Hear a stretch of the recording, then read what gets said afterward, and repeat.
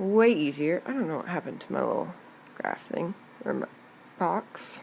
Didn't finish. These are much easier, and I really like them. So what we do for these is we look at the highest degree of the variable. Remember, the degree is the power, the exponent.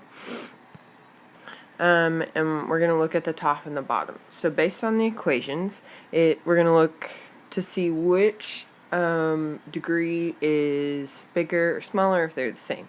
If we have big over little, that means there's no horizontal asymptote at all. If we have little over big, that means there's one horizontal asymptote specific, it's y equals 0.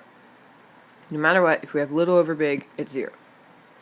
Now, if they're the same, so it's like x cubed over x cubed or something, we're actually going to look at the coefficients in front. That's what those pound signs are, the hashtags, number signs. We're going to look at coefficients in front, and that fraction will be the horizontal asymptote. Okay, so if they're the same, we're looking at the coefficients. So say it's like 2x cubed over 3x cubed. That's same degree over same degree, and so we need the coefficient, so our horizontal asymptote would just be 2 over 3. Alright, so let's practice this. Alright, find horizontal asymptote of y equals 3x plus 5 over x minus 2. Alright, so what is the highest degree on top? Well, we just have power of 1. Same thing on bottom, power of 1. So we have same over same. So we need the coefficient. So y equals, what is coefficient in front of the highest power here? That's a 3.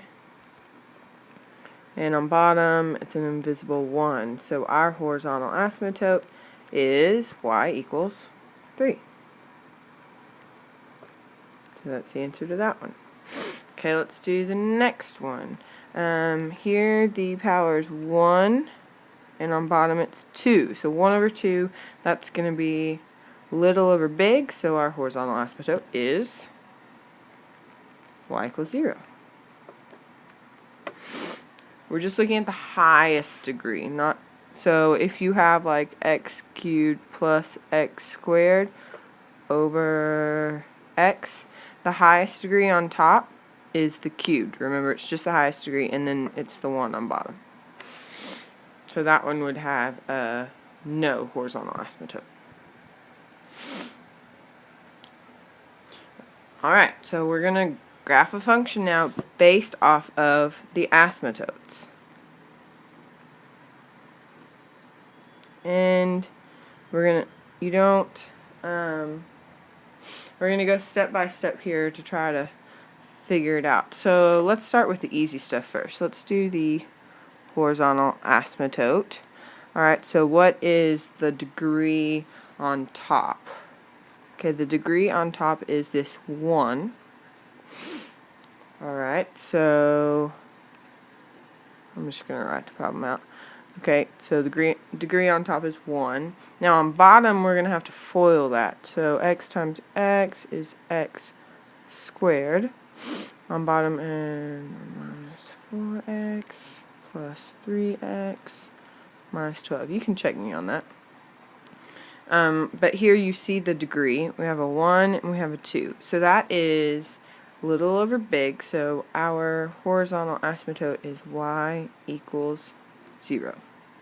So we can come graph that over here. That is the x-axis. So we just have a horizontal asymptote across. Alright. Now let's look for some vertical asymptotes and holes. So first we're going to check the denominator. So we need to set x plus 3 x minus 4 equal to 0 and solve. We're going to get x equals negative 3 and x equals positive 4. Alright, so now we need to do what? We're going to check it with the zeros of the top. So if we set x plus 2 equal to 0, we get x equals negative 2. Okay, it doesn't match anything.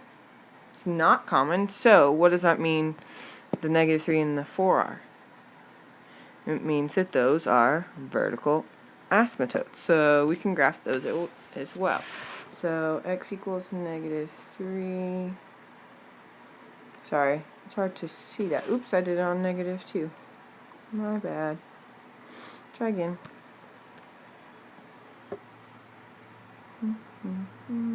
There's negative 3 and positive 4. Alright, so we have an interesting grid here, and that's good. Because we kind of have 3 parts to the graph, or to the spaces in the graph, that means we'll have 3 parts. So next step is to figure out some points. Alright, you can use your calculator to help you do this. I'm going to work it out. Let's, from the asymptote,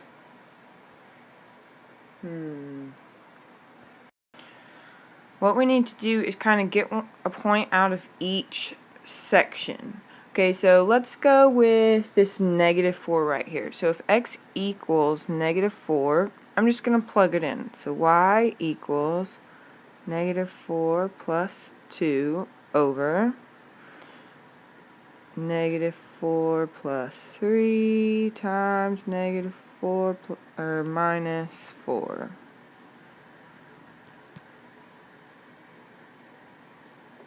Sorry, I don't have my stylus at this point. I am using my finger. Okay, so we have negative 2 on top, and then negative 1 times negative 8 on bottom. So that gives us negative 2 over 8, which is negative 1/4. So we have a point, so we can graph that. So negative 4, negative 4th, somewhere in there. Alright, let's try another one that's going to be in here. I think we'll actually do this kind of the big section, and we don't really know what's going on in here, so we're going to do 2 points. We'll do negative 2 and 3. It's really best to do the points that are right next to the asymptote. So just do one on each side of the asymptote. So we'll do, sorry if you're running out of room, x equals negative 2 next. So y equals negative 2 plus 2 over negative 2 plus 3 and negative 2 minus 4, which is 0 over, well, I don't even need to worry about that because 0 divided by anything is 0.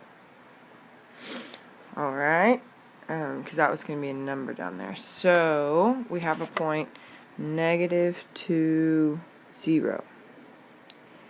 Oops, I did it again.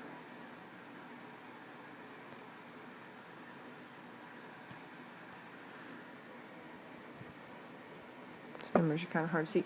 Now you may be asking, well, that's on the horizontal asymptote.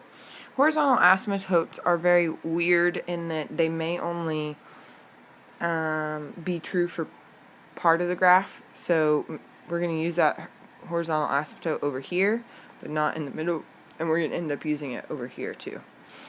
It's weird. But remember, your calculator can show you kind of what these graphs look like, so that'll help you.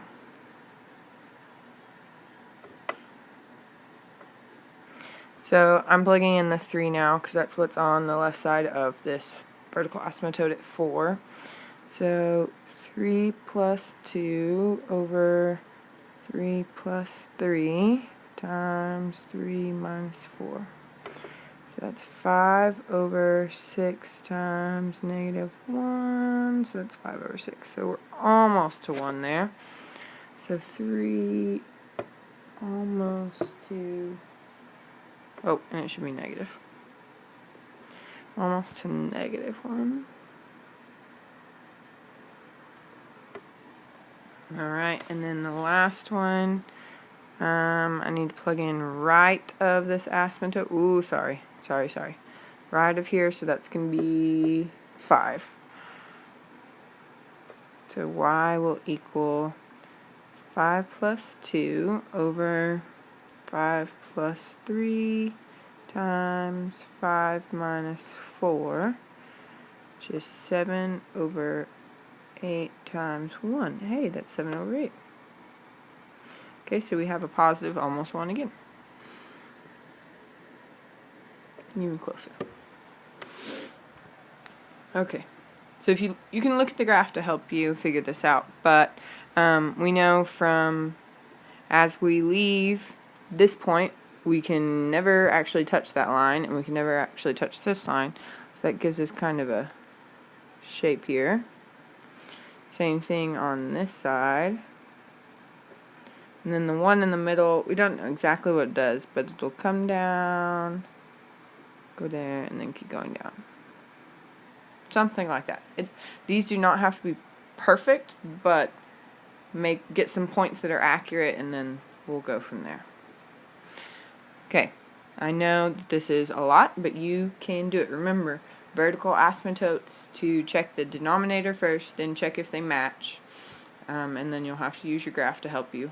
Horizontal asymptotes are awesome. You look at the degree, use that chart to help you, and then use all those plus some points around the vertical asymptotes to help you figure out what's going on the graph.